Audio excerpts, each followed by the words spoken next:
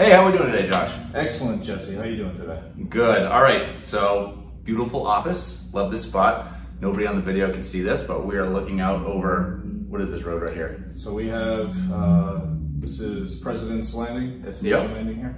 All right, Station Landing. Brand new building, or a pretty new building.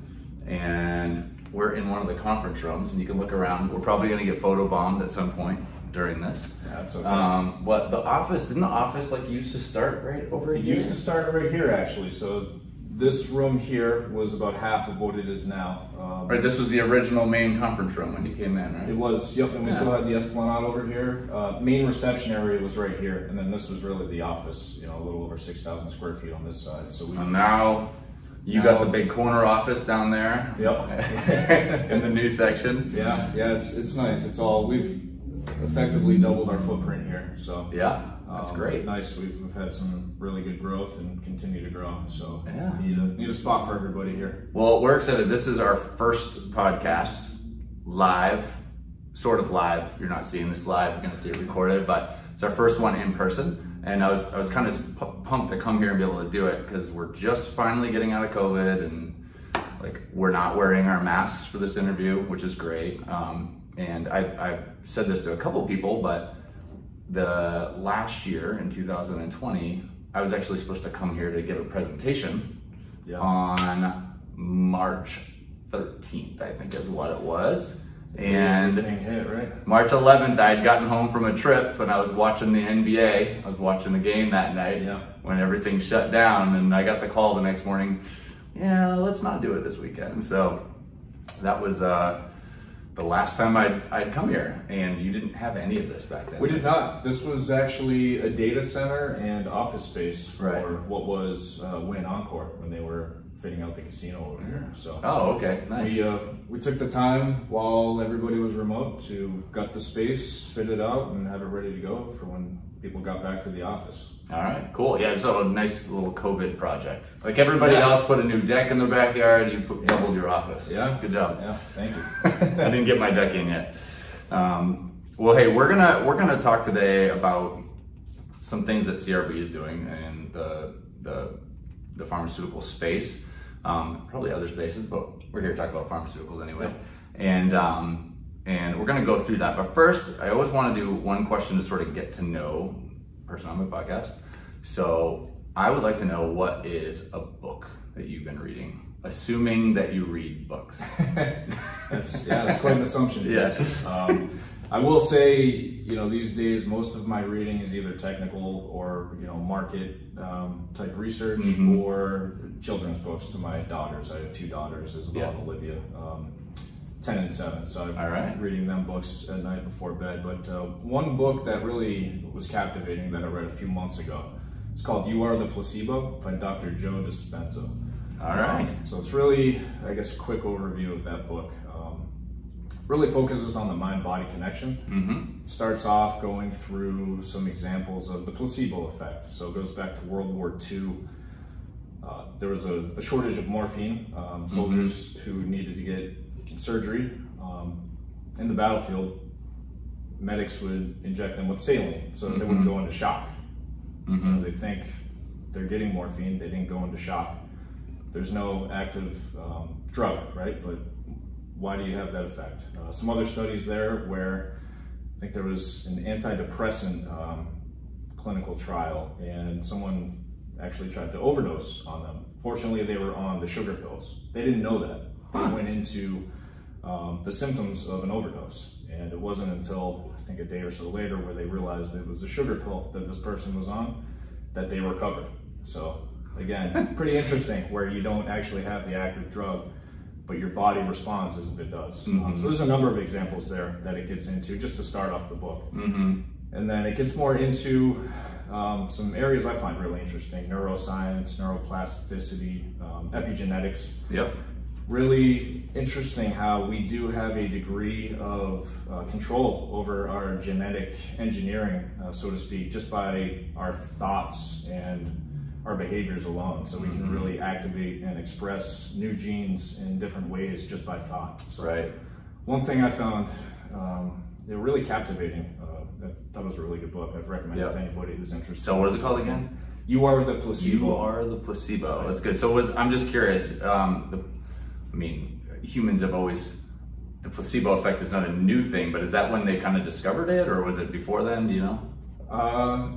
I don't know when it was discovered specifically. I think there's studies that go well back into the 1800s. Okay. Okay. So I don't know when specifically it started to get studied heavily, but it's interesting, right? Every For sure. trial you have people that are on placebos that sometimes exhibit the same or better benefits than those who are on active drugs, right? Right.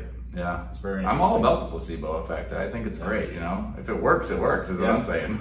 It's all about the attitude and mind over matter, right? Yeah, that's cool. Yeah, I've been doing some research myself into some ideas of evolution, and I was been learning from this, and I'm just blanking on her name. She used to be a researcher at Boston University, and she was one of the pioneers in symbiosis, and the idea of symbiosis, and how that has influenced, you know, how organisms have developed, you know, over the forever, and how it's not necessarily about a genetic mutation becoming something useful, but actually two organisms joining together and creating something that's more useful. And it's pretty amazing research too. And one of the big things that she talks to is, one of the things you're talking about is how your mind actually has control over certain things in your body. Now this isn't woo-woo, right? It's not woo-woo, it's actually, it does happen.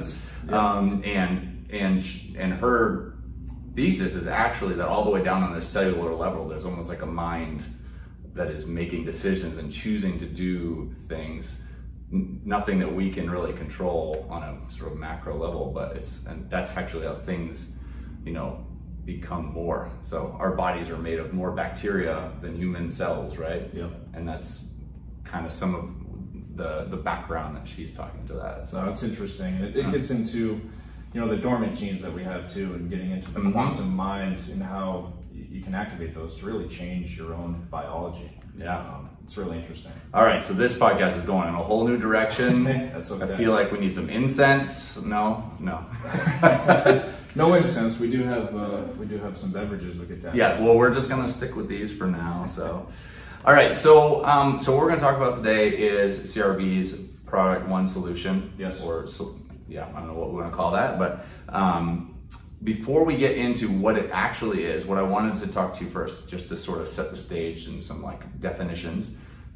Your world is not one thing, right? So I know you guys primarily from an engineering standpoint. You guys do engineering and procurement. And so what are the different parts that we're talking about when we talk about, you know, from conception all the way to a pharmaceutical facility being operational? Sure, yeah, so I guess holistically a capital project, right? Going from a concept that's not on paper to an operational manufacturing facility, manufacturing a drug of some sort.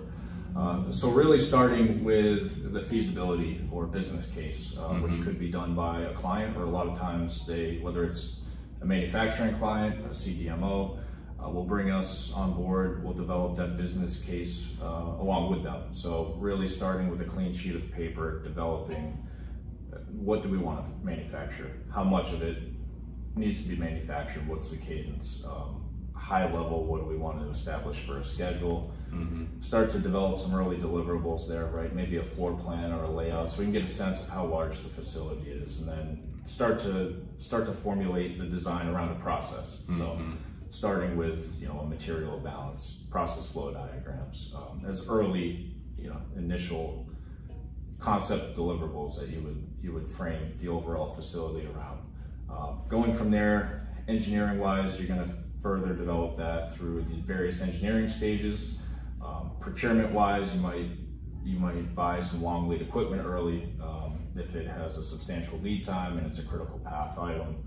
And then as we progress to construction documents, you're going to get into the construction aspect of the facility. So you're going to have a construction management firm on board, so that you alluded to engineering, architecture. CRB is an engineering, architectural, and construction management firm. So we'll touch on that as we go through this. But ultimately, facility is getting built, you know, pipes are getting installed, equipment's getting placed, all the infrastructure is going in. And then past that is your CQV phase, commissioning, qualification, validation. Yeah. Ultimately, just really validating and confirming that the facility is operating as it was designed. And then once you get through that point, you have a facility that you can turn over to your client where they can do manufacturing runs or GMP type qualification runs. Right, right. So that's from start to finish. I'm just curious, the business case, feasibility one,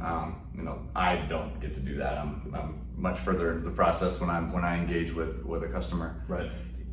Like how first off, how early is that in the process? Like generally, is that like a year out from when, you know, strong efforts usually happen? Is it all over the map? I mean, what's your experience with that? No, it's a good question. It really depends on the project, but that early on, some projects can move very fast, where you start with a business case and then you can dive right into some of the heavier phases of engineering once you have a floor plan laid out. Sometimes that can take a while, right, where a client needs to really formulate what their business plan is first. So it can take time. It really depends on the situation. Okay, yeah, I guess, and we're kind of in this hotbed of new stuff, right? Yeah. Like we're not necessarily in the Midwest where it's like a company puts a giant manufacturing facility. We're in with all these little 5-man companies that come up with something new. Yep. And then they go, hey, CRB, help me out. What should we do next? Here's what we can do on a very small scale. Yeah. How do we get it to a larger manufacturing? So, right. And that's where we come in. And there's so many of them around here, so it's pretty exciting. All right, so again, to sort of just one more level of setting the stage here. If you were to, this is way oversimplified, and I apologize, but if you had $100 million project, what portion of that, like how do you know, pie chart that out from those beginning feasibility, engineering, you know, construction, CQV, like how do you break up that $100 million? In terms of cost breakout? Like what portion of it is for the different chunks? Very good question. Depends on the facility, the modality, but if we're talking life sciences, biotech, or pharma, rough numbers, roughly 20% of that is going to be apportioned to the engineering, the construction management, and the CQV. Okay. You're going to have probably another 20%, rough numbers, of equipment procurement. And roughly 50% will be the trades that are brought on board. So installing all of the piping, the duct work, putting up the drywall, building the facility, all those subs. And then generally you have about 10% of the total project cost allocated for contingency. Okay. Again, it's going to change with every project, but using $100 million as a basis, those are rough numbers. If it was going to swing like in a big way in one direction or another, what are the kinds of things that would make that move around substantially? Like say, no, this is going to be heavy on engineering and CQV versus equipment. I don't even know if that makes sense. No, it does make sense. And equipment costs in the overall infrastructure, that can depend upon the modality of the facility, right? So an API type facility where it's largely stainless, maybe you get into some exotic alloy type materials, you could drive the cost for equipment up 20 to 30, maybe 40% of the total cost. Okay. I've seen facilities like that. Whereas if you're doing maybe a cell therapy type facility or a small scale single use, then maybe your equipment costs where you don't have all that same stainless infrastructure will drop below 20%. So it'll fluctuate depending upon modality. Stainless MAB type facilities where you have a lot of stainless infrastructure, probably going to increase as well. Okay, all right, that's good. Never had to do that stuff, so you just call me up when you need some of the equipment. Yeah, so, all right. So when we're going to talk about ONEsolution, which is I'm going to use the wrong word, I'm sure, but it's the sort of the integrated approach where you guys are handling it from the beginning to the end, right? You're handling all portions of the project, and you're able to make things sort of blend together a little bit better. You guys say there's 3 big things to worry about: cost, schedule, and what was the last one? Sorry, quality. So you got those 3 big things, and you know the standard model is pick 2.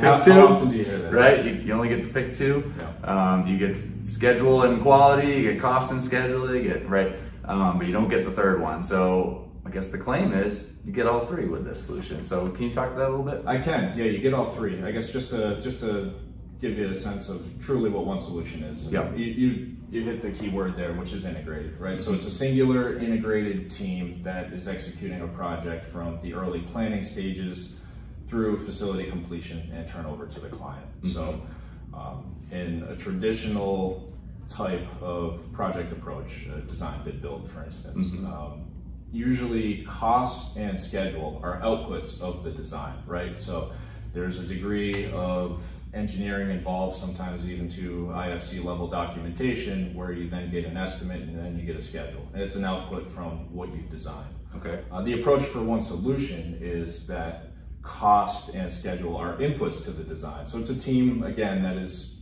on a project from start to finish. It's not a design team and then a construction team. It's a singular team focused and aligned on the end goal of turning over a facility. So getting... So you don't have, so generally speaking, you might have like a project engineer at the beginning, right? Or a project manager that's part of that. And then you'd have a separate one that's part of the builders. Yep. So you actually have truly a consistent team that actually flows through the entire process. You do. You'll have a main point of contact from start to finish. Okay. Typically a project director. And then the team's built out under that project director. So a large enough project, you might have a project manager overseeing the majority of those that are doing the heavy upfront design, and then another overseeing most of the field execution. But it's a singular team where you don't have a cutoff at, say, documentation turnover time. So they'll see it through from start to finish. Really a project execution team, more so than a design team and a construction team. Right. But with that approach, you can get working backwards, right? You want to hit the critical paths, right, and understand when certain things need to be bought, when certain deliverables need to be issued so that you can get undergrounds done. If it's a new facility and get a core and shell erected early. So you typically with a ONEsolution approach, we can lock in on a target value for a facility when we are less than 2% of total budget expenditure on a project, less than 15% schedule expenditure on a project. So we can have that certainty that we will then track against, and it's really an input to the design. It informs the design decisions throughout a project as well as construction logistics, if that makes sense. Yep, that makes sense. So when we talk about these three things, so we got our quality, cost, and schedule. I'm gonna get this right, I swear. We have this quality, cost, and schedule. Like why is it really any different than another project? Like, I mean, you're an engineering firm, or you're a building firm, or you're a procurement, whatever. So why can't you just work with the other company? Why wouldn't it be the same thing? It's a great question, because normally you have a construction firm that's brought on later when design has progressed to a certain point, right? Having the builders on board early, informing those decisions, as well as we'll touch on design assist and that approach. Having trade partners on board early who can give quantifiable estimates very early on with just very limited content pulled together gives you that certainty that you can track against throughout a project. Right. Normally with a traditional approach, you don't have that until you've actually issued your IFC package, solicited bids from the various trades, you get those back. Those were higher than the budget that was maybe set based on a ROM cost estimate early on, and then you need to go value engineer. Inefficiencies in the process extend schedule, and costs can escalate. Okay, so you guys at CRB, you guys have done a lot of facilities. You're not like a random engineering shop on the corner. I would think you guys could you could guess it right from the get-go, right? I mean, you got done enough, you got enough go-bys. Like, do you feel like it's still necessary to have that, in-house guys to really do it, or can you, get to where you need to without that? No, it's still necessary, because you still need to have a plan of how to lay out a project, procurement plan, logistics plan. Sometimes when an estimate is just based on overall square footage, right? We don't have trade partners that are going to be able to give an estimate for piping costs. But we've done so many facilities, we have this database where we know generally cost per square footage, what we can allocate there, so that we at least have a baseline ROM cost estimate to discuss with the client when we go into a chartering phase and say, here's roughly what the facility is going to cost, plus or minus 30, 40%. And right. At that point, it can be a go, a no-go, or okay, let's shrink this facility down from 100,000 square feet to 75, and let's look at maybe adding a space for expansion in the future. So that can shift the overall project trajectory early on. I'm just curious, when you're working with your customer, have you noticed a difference in how you're able to interact with them on the front end of a project when you know you're going to be part of the whole thing versus when you don't know, right? Because sometimes the next part, they might work with you later, but it hasn't been sold yet, right? It's not sold as the full package. So have you noticed a different interaction with clients when you're sort of committed to the whole project? Yeah, no, it's a really good question, Jesse. And generally you do. It's more of a collaborative approach from the start there, where everybody's sort of aligned in the same direction. With the client knowing they have the same team at the table, really drawing on back of the napkin, right, for initial concepts, and that team's going to be there to turn over the facility.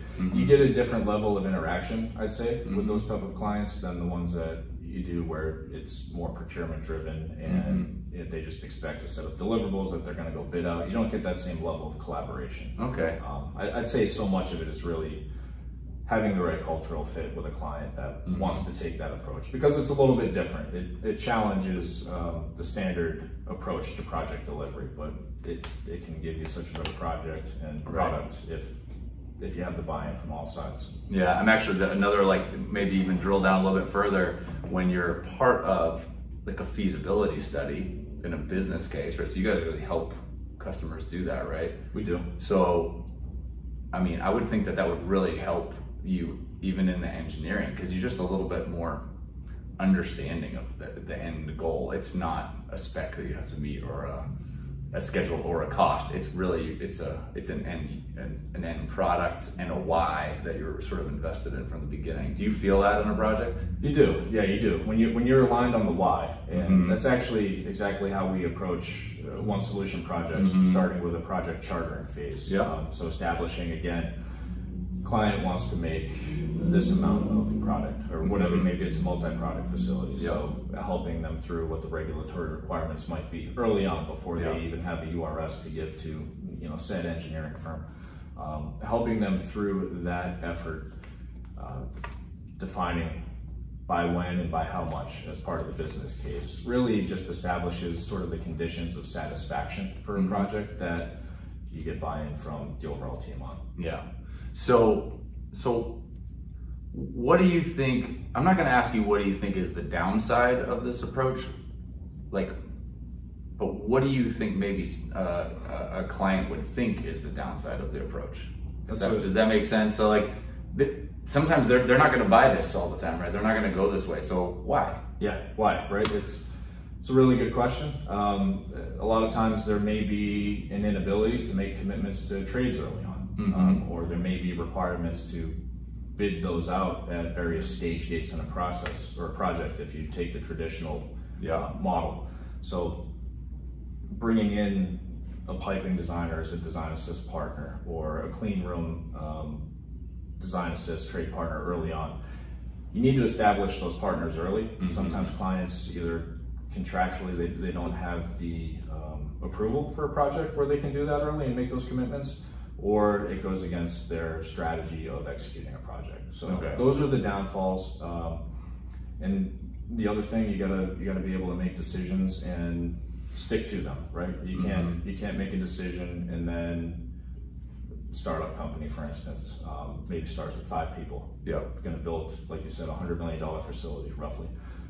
Decisions are made, more people get brought onto the project, right? You get down the road, more stakeholders come onto the team, and then, well, with my previous firm, I did it this way. More guys with good ideas, right? Exactly. And to get the level of schedule compression for a ONEsolution integrated approach, you can't revisit those early decisions. Or if you do, it obviously has impacts that it don't give you the benefit of an integrated ONEsolution delivery. Okay.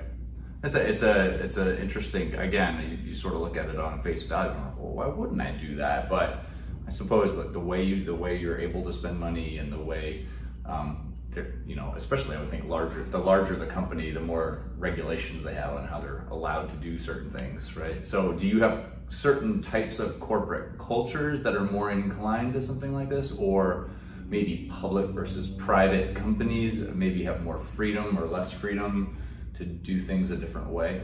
Yeah, I would say, so most of the work we do is with the private sector. Well, so when I said public versus private, like a publicly traded versus a privately traded. Yes, public that would be a mess because they have that would be a deal breaker. They wouldn't be open to that type of flexible solution. Right? Yeah. But yeah, I'd say some of the larger, long-established firms, it really depends. Some that are more procurement driven, that do have the requirements of at every point in a project, things need to be multiple bid. That's not going to be conducive to a one solution approach. There are large firms that we work with, core clients of ours, that do appreciate the flexibility. And I think one of the things that's really challenged some of the approaches from those that traditionally took a design bid build type approach to a project, COVID, right? Operation Warp Speed, and really just pushing the norm of what can be done. You know, there was a facility that we executed that concept through completion in less than 10 months. The one in Texas?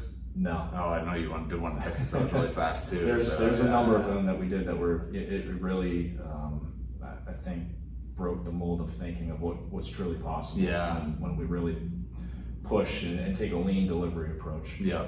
Yeah. I was convinced from like day one of COVID, watching how fast things changed. We all saw our own changes, but like straight up in industry, things started to change immediately that people would be like, that's crazy. We're never gonna do that, right? Yeah. Like immediately, and you go, oh, we just entered a whole new world. It just changed the status quo. It challenged every way in which we operate, right? Yeah. Even from a working perspective. Right, yeah, it's kind of funny. If you're watching this, then you can sort of see nobody's really walked by. If you're listening, you wouldn't have any idea, but I came last week to see Josh and some other people, and this place was full. It was packed out, and people everywhere. And now there's people here today, but not as many. And it's because there's more freedom now to be here when it makes sense and to not be here when it makes sense. And again, that's really strange in our lifetime to be able to do that. And we're finally at a place where I can actually go and visit places and see what they're doing, right? It's nice we can do this in person. And in the manufacturing facility, I'm even seeing it, right? So on the manufacturing floor, you know, they have the necessary people all the time, but they're not overstaffed. They're actually, you know, they're slimming it down, and the people that would work in the back office, they have more freedom to come in or not come in, and it's pretty neat. I like it. I would say that driving in here today into Boston, there was still plenty of traffic on 93. I don't know how at 2 in the afternoon, but in the last few weeks it's started to pick up. Yeah. All right. Well, I'm just gonna say thank you for working at home still.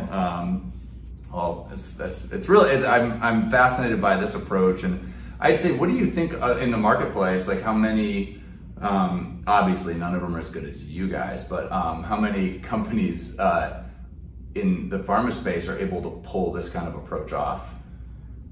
So there's quite a few that can operate in the integrated realm, right? Integrated project delivery or a design build approach. I'd say there's a reason why ONEsolution is a trademarked term. It's because the pillars of ONEsolution, the lean execution methods that we implement, I don't think you're going to find another firm that collectively executes those in the same fashion that we do. Okay. So it's a different approach. It's really challenging, I'd say, the industry in terms of how we can execute a project. So utilizing design assist early on, PPMOF, which stands for prefabrication, pre-assembly, modular offsite fabrication, last planner, pole planning in the field, target value delivery, all methods that we utilize, work cluster groups on a project. So just staffing projects differently to be able to execute fast.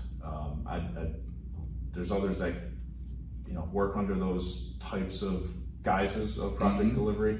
I'd say we're unique in that we implement that on every ONEsolution project. Okay, so one of the specific things I was interested in is the PPMOF. I get it right? All right. So rolls right off the tongue. So that one, I don't know why I'm just interested in it. I think it's fascinating. It's like we're building a factory at another factory, right? So how much do you see that growing? It seems like you have targets internally to try to do that up to a certain amount in your projects, right? We do. So you talk to that a little bit? Sure. Yeah, and it varies on the project. Yep. Typically during the project chartering phase, we will set a target of how much PPMOF we want to execute on a given project. Sometimes up to 50%. Okay. Take the example of a WO5 vapor compression still. What a great example. Right? Yeah. I mean, could you take that and stick build it in the field? Certainly. Is there a reason why you skid it and then ship it and install it in the field? It saves schedule, it saves time, right? You get to manufacture that skid in a controlled environment. So from a safety perspective, from a quality perspective, there's the benefits there. Yep. Take that same approach and apply it to clean rooms, modular clean rooms. Yep. Take that same approach to utility plant, modularize it. Utilizing design assist trade partners. How big does that get? Like how big do you modularize? You can modularize, a whole utility plant. We're doing it on a current project right now. We've done a few where it's chiller plants. Now we're modularizing an entire central utility building for a project. So there's just so I can visualize this with you and whoever is listening. So when I think modularize, okay, I'm gonna just take it back to normal people world, and I think of, people know about the modular homes, right? Yep. Where that you see them going down the highway and they bring like 3 pieces and they bring them to the site and they set them down and pop them together, right? Is that what we're talking about? That's what we're talking about. All the way. Yeah. Wow. With all the, with all the sinks and refrigerators already built in. Or with the chillers and the boilers, and they've probably been FAT'd already, so that you can take them and just bolt them together in the field. And we take that same approach too for a lot of what would traditionally be stick build in the field as well. Piping systems, duct work, right? Where we can, it's the advantage of a design assist approach where we can get trade partners in early. So they are actually coordinating with construction logistics while they're modeling. So just think of a construction site as you've been on many, I'm sure, in the past. You're coordinating, we're gonna put, this Wi-Fi system in, we need to weld it in this area first, get it installed, then we can put our duct work in, and then this pipe rack. We can modularize and prefabricate those piping racks and systems just with enough planning ahead of time with the various trades and getting their buy-in. That activity can now be this work area that took weeks to coordinate. You had people welding in the field, various trades working in the same delays area. And gaps between all the different people. You can take that and bring it in and effectively minimize the welds in the field and bolt it up. Wow. And take that approach, which again just saves on that overall construction duration. Does that, I know it does, but what kind of effect does that have on your commissioning and qualification? Because there's no installation qualification if it's the same as it was when you FAT'd it, right? I mean, well, yeah. So that'll save on overall qualification of modular facilities, and then things that are prefabricated, you still need to qualify in the field. Okay. But from a quality tracking perspective, when you're doing welds in a controlled shop, QA perspective from mechanical contractor, it's easier for them, and then you still need to validate it and commission it in the field. So there's pros and cons depending upon the type of system, if it's a full modular system versus just prefabricated portions of piping and ductwork. Okay. All right, so I know I had questions for you, but I'm just wanting to go down this road a little bit. Sure. So we're gonna go down there. So one of the things that CRB is doing very well right now is you guys are addressing the CGT space really well, right? You guys are one of the leaders there. You have your own product, for that too, right? So not just for that space, but yeah, I know. But you do.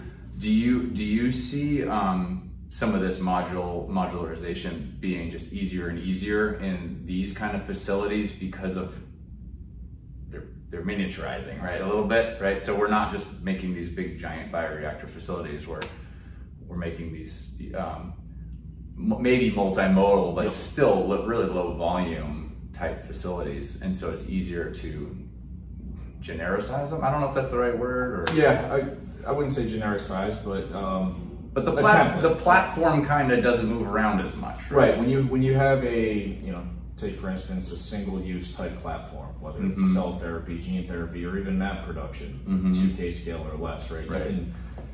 You can have a turnover of product and even go to a different manufacturing platform. You can utilize that same space, the same airlock requirements. So that can be more of a templated approach where you have that flexibility of going multimodal with modular clean rooms. And savings there too, if you do go with modular, podular type of approach, is those can be wheeled in. Maybe you have a high base space, core and shell for a new facility that gets fit out while you're manufacturing your clean rooms off-site. You bring them in, you connect up your utilities. Look how much time you're saving versus a stick-built clean room type facility. So it definitely lends itself to those modalities of, let's say, viral vector gene therapy, cell therapy, map production on a single-use platform. Does it, just from a site perspective, is there more flexibility in where you can put one of these facilities too, because of maybe the size or maybe the lower utility requirements or whatever? It seems like there would be.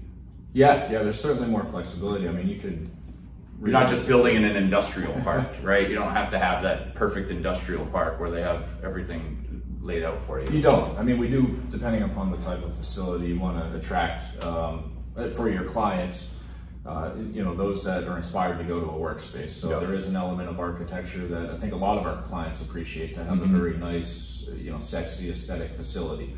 But you could, say throw up a Butler building or take an old warehouse that could be retrofit and plug in these pods.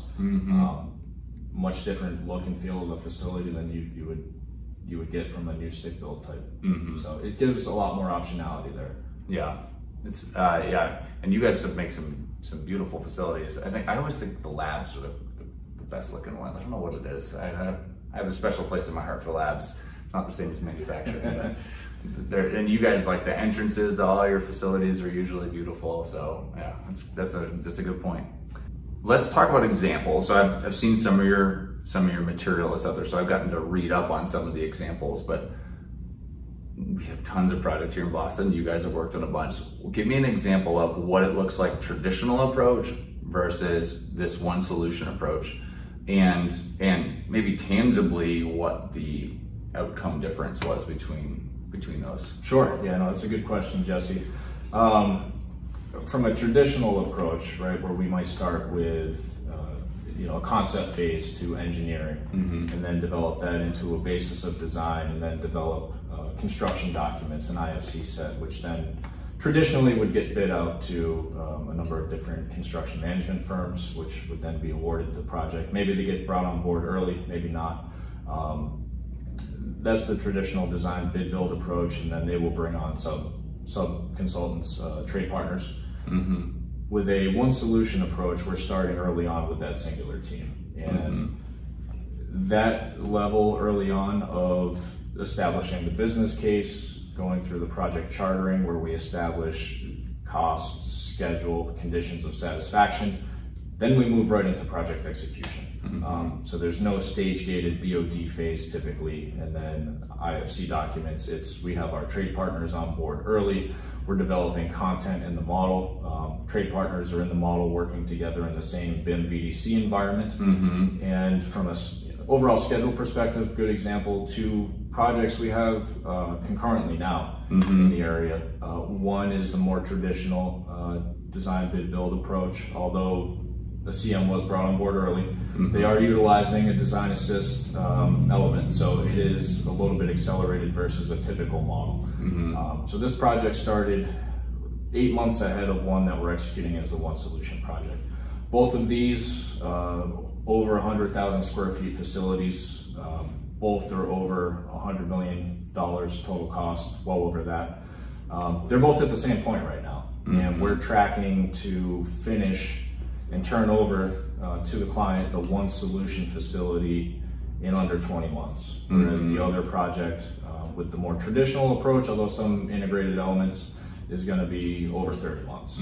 These are both very similar in terms of process. They're both gene therapy, viral vector modalities. Yeah. So from an overall schedule perspective, you can see the savings there in terms of how condensed they can be when we take that approach. And they're local. It's not like you're working with some company in the middle of nowhere and this one's close by and anything like that, right? Right. They're both in just trying to make sure we're on level playing ground here. Yep. No, right. It's not one in Massachusetts and one down Vermont, in Virginia or Vermont. They're both in Massachusetts. Yeah. Well, that's pretty substantial. So that's like a 10 month-ish difference, close to a year. If you're fighting for market, that's pretty important. It is. Yeah. It is. Yeah. It makes a tremendous difference. So, all right. So that's definitely a schedule thing. Did it make much of a difference from a cost perspective? Do you think? Total cost. I mean, there are savings with having reduced general conditions, less time in the field. The biggest thing is just having that certainty, right? Rather than developing some level of engineering and then getting a cost estimate at the BOD phase, and then things get designed and then you don't know what the cost impacts are. New team members get brought on board, decisions are made, so you can track those changes, but you don't re-estimate that with a traditional approach until maybe you get to the IFC set, and then you need to sort of reconcile, okay, well, what do we value engineer out, or what impacted the project here to drive the cost up $10 million, whereas taking a target value delivery approach, we're continuously estimating throughout the project, and we're getting that input, quantifiable estimating input from our trade partners as well. So really on a daily, weekly basis, we know what the cost implications are, and that drives decisions on a project. And if an owner has a request to make any sort of change, substantial or minimal, we can speak to the cost impacts and make a decision on the spot versus waiting until Can you get back to me next week? Exactly. Yeah. So real-time feedback, good feedback loop where we can just make informed decisions on a daily and weekly basis. Yeah, that's good. I'm just curious, with the temptation, this is way the wrong direction, but I don't care, whatever. So that's sometimes people want time. Do you feel like maybe that's going to make people make decisions too fast sometimes? Or do you feel like there's the right amount of weight put on things when you are able to turn things around too fast? That might be like some weird, not smart devil's advocate question, but sometimes you need to sit on decisions. Do you feel like maybe there's a temptation to just turn it faster than you should just because you can? There's definitely a temptation there when you need to move fast, right? Fortunately, we have a team of technical experts that can guide, the various industry regulations and what the implications are to make a decision, so that if a client has, a specific modality for a space, but they want to look at maybe a vaccine production, where all of a sudden I feel like I should have a vaccine. But maybe you need to introduce ethanol or something else where, okay, we need to build that that space to be electrically rated. Maybe we need a high hazardous occupancy there, or we need to look at a control area philosophy, whereas maybe you don't if everything's aqueous based. Those are some of the things that I guess you do need to make sure you make the right decisions, because some of those things you can't really go back on. Or you can always go back on them, but as you progress through the project, they become a lot more cost impactful. This is a big impact at that point. So just having the right technical people on board to help inform those decisions and stick to them is critical. So that is one of the things where if you're a client and you wanted to take some time to weigh some other options, we're flexible. We can certainly do that. It's just going to have a little bit of a implication on. I'm just trying to find one bad thing. Yeah, I wouldn't say bad. There's always there's always a cause and effect. So there's always everything needs to be considered holistically. Yeah. All right. So if you were to give like a sales pitch to a client, like what you've kind of said it. We said all the different points. What's like the one thing you would say about ONEsolution? The one thing about ONEsolution. Yeah. A lot of ones in there. Yeah. I guess the biggest thing really is I've been part of many different project delivery types. Design, build, integrated project delivery. Even in a previous life, a lot of design build type projects in a totally different market. But what you get when you have a singular team that executes a project from start to finish is that you don't lose the knowledge, right? You have the same group of people that are maybe at the table sketching up a concept on the back of a napkin, and they're going to see it all the way through. What was Joe thinking when he did that? Right, and you're going to have that knowledge, right? Yeah. Versus, I feel when you take a more traditional approach, there is a level of handoff there when project ownership transitions from architecture and design driven to construction driven. Once you get to the point of construction on a project, there's some knowledge that can be lost. So I'd say that is probably the biggest thing if I were in the client's shoes, was I have that same person as my main point of contact, the same core team, this singular team on a project from the initial clean sheet of paper, concept discussions, you know, throwing ideas around all the way through completion is the biggest advantage I would say that you get from a ONEsolution approach. Cool. So aside from the tools, right? That we talked about those. Right. All right, Josh. So thanks so much for being on today. Just one last question for you. What is the one thing that you're most excited about right now in the industry? So we've talked about ONEsolution and what you guys are doing, but you're looking out there, you're seeing all these different projects that are going on. You're seeing biotech companies coming up with new stuff. You're seeing, you know, big famous companies come up with new vaccines like for COVID. What's the one thing that sticks out to you as just real exciting you're looking forward to being a part of in the years ahead? Yeah, no, that's a good question, Jesse. And there's certainly a lot to be excited about in the life science industry as we, you know, put COVID in our rearview mirror. It was very exciting to be involved in some of those warp speed projects that had a global impact and really posed some unique challenges. But I'd say what I'm most excited about is probably the projected growth of ATMPs, primarily the cutting edge cell and gene therapy platforms. Those are really exciting for me. You know, when we can really start to talk about developing cures to diseases, you know, some that had been previously considered a death sentence, that's really promising and exciting, you know, rather than just managing a disease. When we can use the word cure, that's what's exciting for me. That's awesome. And those projects, CRB, you guys are paving the way in that space as well, aren't you? What do you guys have, a product or I'm not sure if it's called a product, but you guys have something that's directed straight at that ATMP cell and gene therapy space as well, right? Yeah, we do. That's our slate-based platform, which is wrapped in and encompassed in our ONEsolution offering. But okay, yeah, really from a facility design and construction perspective, multi-product manufacturing is the target for our slate space. So it's exciting. These platforms, these technologies are going to change rapidly over the next 5+ years. So being able to plan with the end in mind is something that we need to do, which poses an exciting challenge. Well, I'm excited about it too. We're seeing it real time right now up in the Boston area and up and down the East Coast for sure. And not as plugged into the rest of the world, but it's happening everywhere. So, well, hey, Josh, thanks so much for being on today. I really appreciate this chance to talk with you and see your office with you and talk about what you guys are doing there at CRB. I know I'm going to see you again. If I don't anytime too soon, we'll maybe see you, maybe golfing in August for ISPE, maybe. Yeah, that sounds good. I'll be there. Thanks for having me today, Jesse. Really appreciate the time. All right. Thanks, Josh. Thank you.